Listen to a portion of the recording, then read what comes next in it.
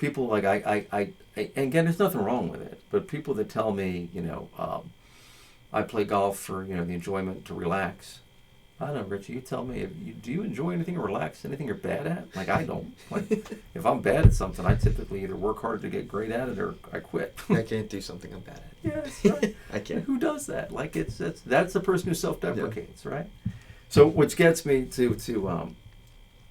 the next thing that I wanted to talk about was the people that take lessons with us. I'm not going to lie, I handpicked my lessons for about a decade back in the day. I only wanted to work with players that wanted to be great. So the players that when I go to church, haven't been as much lately as I should be, to be honest. So if my pastor's watching this, sorry. But our old pastor that was at our church, he used to give this speech on Christmas. He would say, "Welcome members, welcome visitors, and welcome visiting members." Yeah, the Christmas and Easter crew. But if you're going to be good at something, again, Les Brown, right? We talk about Les Brown all the time. Les Brown, I just like the way that man delivers.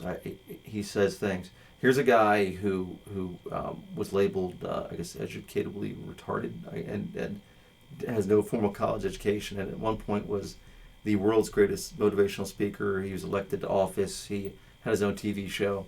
I mean, I love people like that. Yeah. But he said in one of his speeches that or podcasts that I watched or wherever it was, that most people don't fail because they set their goals really, really high, shoot for the stars, and don't get there. Most people fail is because they basically set their eyes on mediocrity and do get there, which I love. So, Richie, question to you. When you have a student who is probably not practicing like they should because they're intimidated, right? They're scared. Like, trying something new is scary. Mm-hmm. So you get the people that say, well, I don't have the time to practice. And it's because it's probably part of them is scared. So how do you encourage somebody to try to achieve greatness? I like to talk about baby steps. So when you're getting lessons, yes, sometimes it is going to be hard or frustrating when you don't get something. But if you take it in baby steps, typically speaking, we'll give a couple tips for you or a couple, swing thoughts for you to have to go practice on. Work on those things. Work on just those couple. Get those right.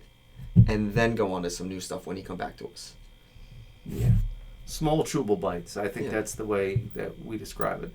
Yeah. You can think of it this way, too. If you get 0.1% better every day, well, you'll be at the top in no time. Yeah, I don't know how to pronounce that word. Is it Kaizen? It's a Japanese term. But it's really, I mean, if you get, whatever, 0.25% better at something and you practice it 10,000 times, by the time you get there, you're going to be great. Yeah. That's on my wall. That's on your wall. I know, right? I know.